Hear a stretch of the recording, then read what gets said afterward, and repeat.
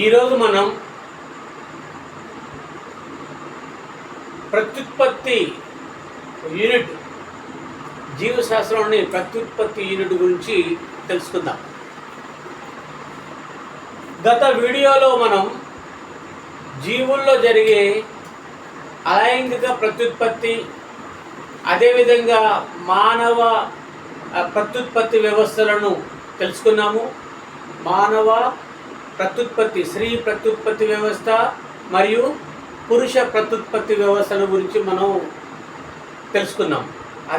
అదేవిధంగా మొక్కలలోని ప్రత్యుత్పత్తి భాగాలు కూడా మనం తెలుసుకున్నాం గత 2 వీడియోల్లో. ఈ వీడియోలో మనము రిప్రొడక్షన్ టాపిక్లో నుంచే, అంటే ప్రత్యుత్పత్తి యూనిట్ నుంచే సమవిభజన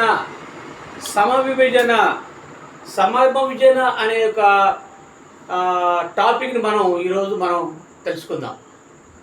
ఉదాహరణకి మీరు ఒక గింజని, ఒక విత్తనాన్ని భూమిలో వేసి నీళ్లు పోస్తే ఆ విత్తనం మొలకెత్తుద్ది. మొలకెత్తిన తర్వాత మొలకగా మారుద్ది. ఆ మొలక రోజు రోజు పెరుగుకుంటూ వెళ్ళి ఒక పెద్ద మొక్కగా మానుగా తయారవడానికి తయారవుతుంది. అంటే ఇది పెద్ద మొక్క అవుతుంది. మరి ఈ యొక్క చిన్న మొక్క పెద్ద మొక్క ఎలా అయింది అంటే, మొక్కలో ఉన్న భాగాలలోని కణాలు ఏవైనాయి? విభజన జరిగినాయి, సమవిభజన జరిగినాయి. ఒక కణం 2 కణం అయింది, 2 కణాలు 4 అయినాయి, 4 8 అయినాయి. ఈ రకంగా ఆ మొక్క అనేది బాగా పెరిగింది. అదేవిధంగా మనం శిశువును చూస్తాము, చిన్న పిల్లల్ని చూస్తాము. తర్వాత వాళ్ళు ప్రతి సంవత్సరం కూడా పెరుగుతూ ఉంటారు. అదేవిధంగా అవయవాలు మొత్తం కూడా పెరుగుతూ ఉంటాయి. అదేవిధంగా 18-21 సంవత్సరాలు వచ్చాక వాళ్ళు పెద్దవాళ్ళ కనుక అవకాశం ఉంది. అంటే ఈ మార్పులు ఎలా జరుగుతున్నాయంటే, దేహంలో ఉన్న అవయవాల్లో ఏం జరుగుతుంది? కణ విభజనలు జరుగుతున్నాయి. ఈ దేహంలో జరిగే విభజనలనే సమవిభజన అంటాం. మళ్ళీ ప్రత్యుత్పత్తి వ్యవస్థలో మాత్రం, ప్రత్యుత్పత్తి అవయవాలు మాత్రం సమవిభజన జరుగుతాయి. అదేవిధంగా క్షయకరణ విభజన కూడా జరుగుతాయి. అది మనకి అవుట్ ఆఫ్ సిలబస్లో ఉంది. ఇక్కడ మాత్రము మన 10వ తరగతిలో సమవిభజనలోని దశలను మనం తెలుసుకోవాలి. అదేవిధంగా క్షయకర విభజన గురించి అడగరు. అయితే మాత్రము సమవిభజనకి క్షయకర విభజనకి మధ్య గల తేడాలు, భేదాలు రాయమనే ఒక ప్రశ్న అడగడానికి అవకాశం ఉంది. అది మనం తర్వాత వీడియోలో క్షుణ్ణంగా తెలుసుకుందాం. ఇప్పుడు మనం different stage of mitotic cell division, అంటే సమవిభజనలోని వివిధ దశలను మనం తెలుసుకుందాము. దానికంటే ముందుగా మనం ఏం చేయాలంటే కణచక్రాన్ని తెలుసుకుందాం. కణచక్రము ఇక్కడ ఉంది. ఈ కణచక్రంలో మనం చూసే అంతర్దశ ఉంటుంది. దాని ఇంటర్ఫేస్ అంటాం. అంటే 2 కణ విభజనలు మధ్య జరిగే సమయాన్ని మనం ఏమంటే అంతర్దశ అంటాం. దాంట్లో మొత్తం కూడా మళ్ళీ 3 ఉపదశలు ఉన్నాయి. అది G1 ఉపదశ, S ఉపదశ, G2 ఉపదశలు ఉన్నాయి. ఈ 3 ఉపదశలు, తర్వాత M అనేది కూడా ఒక దశే. కాబట్టి ఇది కణచక్రంలో గల ఉపదశలు. మామూలుగా కణం విభజన జరగడానికి 40 నుంచి 60 నిమిషాల టైం పట్టుద్ది. G1 10.5 అవర్స్, అదేవిధంగా S 10.5 10.5 hours, and G2 3.5 hours, and M stage 1 hour. ఇలా కణచక్రంలో జరిగే ఉపదశల యొక్క కాలాన్ని మనం తెలుసుకుందాం. అండ్ ఇవన్నీ ఆ టైం ఎంత టైం పట్టుద్ది అనేది తెలుసుకుందాం. ఇప్పుడు మనం క్షుణ్ణంగా సమవిభజనలోని దశలను మనం తెలుసుకుందాం. మొత్తం కూడా సమవిభజన, దాన్ని ఇంగ్లీష్లో మైటాటిక్ సెల్ డివిజన్ అంటాం. ఎగ్జామ్లో మైటాటిక్ కణ విభజన దశలను టేబుల్, అంటే పట్టిక రూపంలో రాయండి అనే ఒక ప్రశ్న అడగడానికి అవకాశం ఉంది. ఇది చాలాసార్లు అడిగారు. ఇది కూడా చాలా ముఖ్యమైన ప్రశ్న, ముఖ్యమైనటువంటి ఒక అంశం ఇది. సమవిభజనలో మొత్తం కూడా 4 దశలు ఉంటాయి. సమవిభజనలో మొత్తం ఎన్ని దశలు ఉంటాయి? 4 దశలు. ఒకటి ప్రొఫేజ్, మెటాఫేజ్, అనాఫేజ్, టిలోఫేజ్. తెలుగులో మనం ప్రథమ దశ అంటాము, రెండోది మధ్యస్థ దశ అంటాము, మూడోది చలన దశ, నాలుగోది అంత్యదశ. మొత్తం కూడా ప్రథమ దశ, మధ్యస్థ దశ, చలన దశ, అంత్యదశ అనే మొత్తం 4 దశలు ఉన్నాయి సమవిభజనలో. అయితే ఈ యొక్క విభజన ఎక్కడ జరుగుతుంది? కణాల్లో జరుగుతుంది, దేహ కణంలో జరుగుతుంది. అయితే కణంలో ఏముంటాయి? కణంలో మనం మామూలు చూస్తే కేంద్రంగా ఉంటుంది. ఇది ప్లాస్మా మెంబ్రేన్, ప్లాస్మా త్వచము. ఇది కేంద్రకము. కేంద్రకంలో ఏముంటాయి? క్రోమోజోములు ఉంటాయి. మానవుని యొక్క కణంలోని కేంద్రకంలో మొత్తం 23 జతల క్రోమోజోములు ఉంటాయి. అంటే 46 క్రోమోజోమ్స్ ఉంటాయి. మనము ప్రథమ దశని కూడా తెలుసుకుందాం. అంటే ఈ కణం అనేది రెండుగా విడిపోతుంది. ఈ కణం రెండుగా విభజించబడి ఏంటి 2 పిల్ల కణాలు ఏర్పడుతున్నాయి సమవిభజన తర్వాత. అది మనం తెలుసుకుందాం. సమవిభజనలోని దశలు ఏంటి? 4. అవేంటి? ప్రథమ దశ, మధ్యస్థ దశ, అదేవిధంగా చలన దశ, అంత్యదశ. ఫస్ట్ మొట్టమొదట ప్రథమ దశని గురించి తెలుసుకుందాం. ఇంకోటి మీరు గుర్తుపెట్టుకోండి, ఇక్కడ 4:1:2:4 అంటే ప్రథమ దశకి 4 వాక్యాలు రాయండి సింపుల్గా. మధ్యస్థ దశకి 1 వాక్యం రాయండి. నెక్స్ట్ చలన దశకి 2 వాక్యాలు రాయండి. అదేవిధంగా అంత్యదశకి 4 వాక్యాలు మీరు గుర్తుంచుకోండి.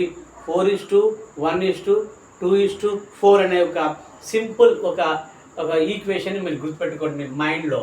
ఈ ప్రథమ దశలో జరిగే మార్పులను మనం ఫస్ట్ మొదట తెలుసుకుందాం.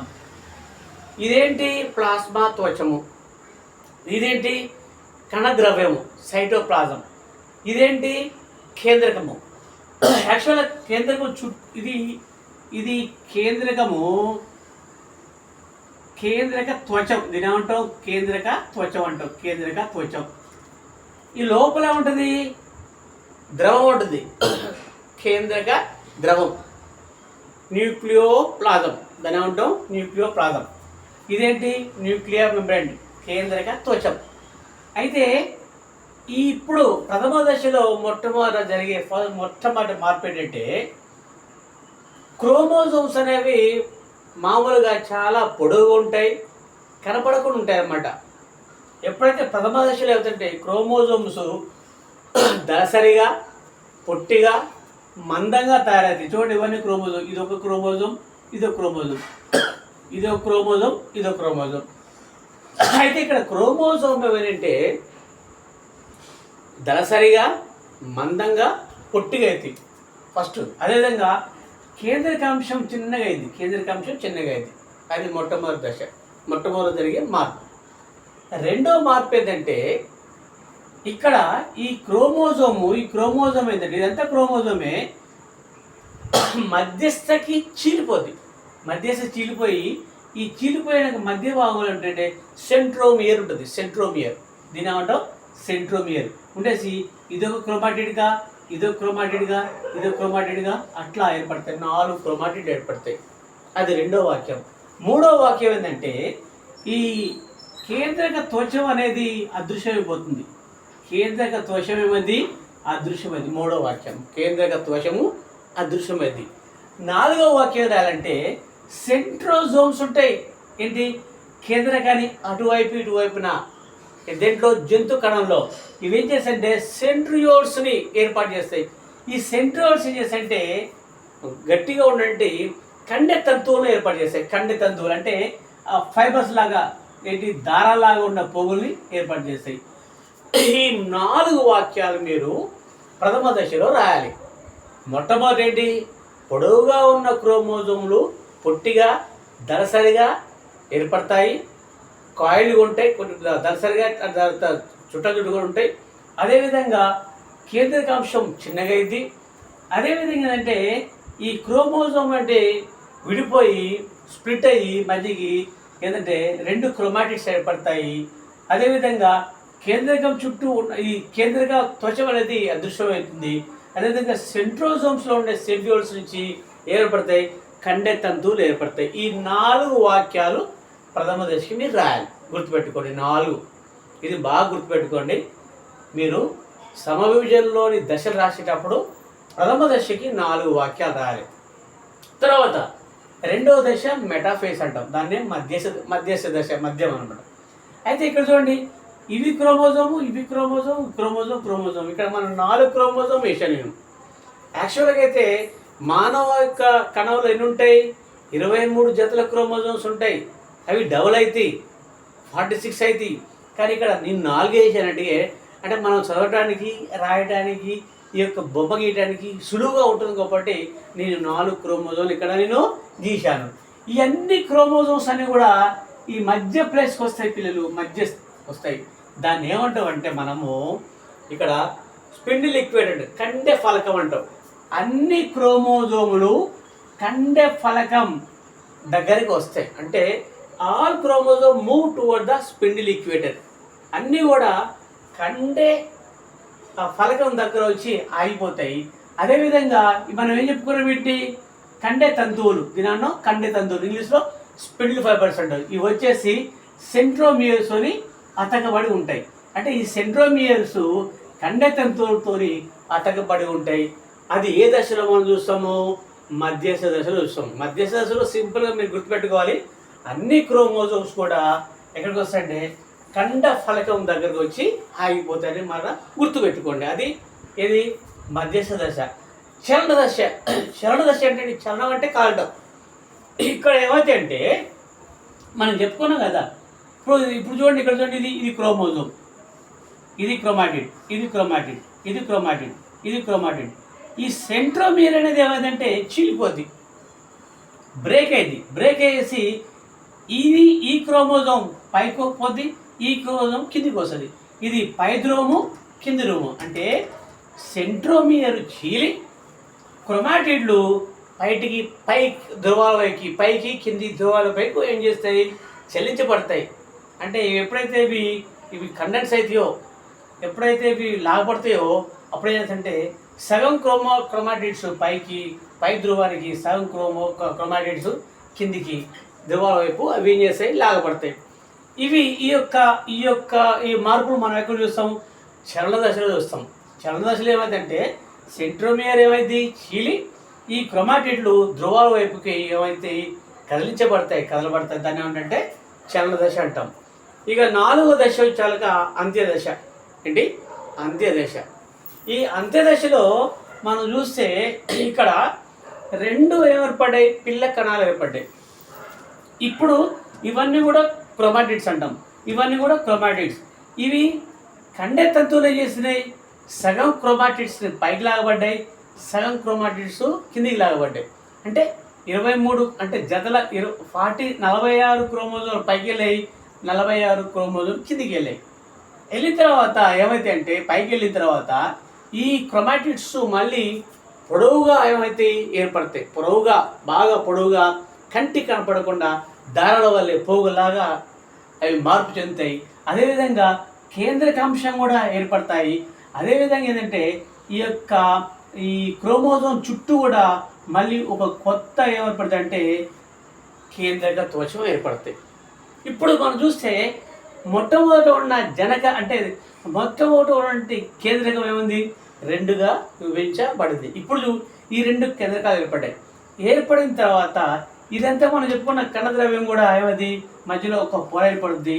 అదేవిధంగా ఇక్కడ గాడి ఏర్పడేసి చివరికి ఈ కణద్రవ్యం కూడా సైటోప్లాజం 2గా చీలిపోయేసి ఇక్కడ 2 కణాలు ఏర్పడడానికి అవకాశం ఉంది. దీన్నే ఈ 2 కణాలు ఏంటంటే పిల్ల కణాలు అంటాం. సమవిభజనలో మొత్తం 2 పిల్ల కణాలు ఏర్పడతాయి.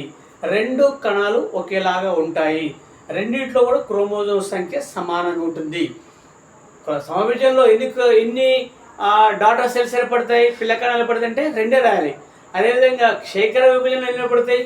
4 ఏర్పడతాయి. 4 కణాలు ఏర్పడతాయి. అవి హ్యాప్లాయిడ్ ఏకస్థితి కంటూ ఉంటాయి. ఇవి డిప్లాయిడ్ ద్వైస్థితి కండిషన్లో ఉంటాయి అన్నమాట. ఈరోజు మనము క్షుణ్ణంగా ప్రత్యుత్పత్తి పాఠంలోని 6వ యూనిట్లోని ఏ అంశాన్ని నేర్చుకున్నాము? సమవిభజన అనే అంశాన్ని నేర్చుకుందాము. సమవిభజనలో మొత్తం ఎన్ని దశలు ఉంటాయి? 4 దశలు ఉంటాయి. వాటి పేర్లేంటి? ప్రథమ దశ, మధ్యశ దశ, చలన దశ, అంత్య దశ. మీరు ఈజీ గుర్తుపెట్టడానికి నేను చెప్పే కదా 4 పాయింట్స్. 4:1:2:4 అనేది మీరు గుర్తుపెట్టుకోండి. అదేవిధంగా ఈ యొక్క 4 డయాగ్రామ్స్ కూడా మీరు ఏం చేయాలంటే గీయండి. గీసా ఉంటే ఈ యొక్క దీంట్లో జరిగే డిఫరెంట్ స్టేజెస్, వేరు వేరు మార్పులు మీరు ఈజీగా అబ్జర్వ్ చేస్తారు, గమనిస్తారు. అప్పుడు ఈ ప్రత్యుత్పత్తి పాఠంలో మైటాటిక్ సెల్ డివిజన్, సమవిభజన గురించి రాయండి అంటే మీరు ఈజీగా రాయడానికి అవకాశం ఉంది. మీకు మార్కులు కూడా ఎక్కువ రాయడానికి అవకాశం ఉంది. కాబట్టి ఇవన్నీ కూడా 4 దశలు, 4 దశలు. సమవిభజన జరిగిన తర్వాత తల్లి కణం ఎన్ని పిల్ల కణాలు ఏర్పాటు చేస్తుంది? 2. క్షయకణ విభజన ఎక్కడ జరుగుతుంది? ప్రత్యుత్పత్తి అవయవాలు జరుగుతుంది. అక్కడ క్షయకణ విభజనలో ఎన్ని పిల్ల కణాలు ఏర్పడతాయి? 4. ఇక్కడ 2. ఈ 2 కణాలు కూడా జనక కణాలనే ఉంటాయి. అక్కడ మాత్రం ఏకశిధిగా దశలో ఉంటాయి. కాబట్టి ఈరోజు మనం ఏం నేర్చుకున్నాము? ప్రత్యుత్పత్తి పాఠంలోని సమవిభజన యొక్క దశలను మనం ఈరోజు తెలుసుకున్నాం. Thank you.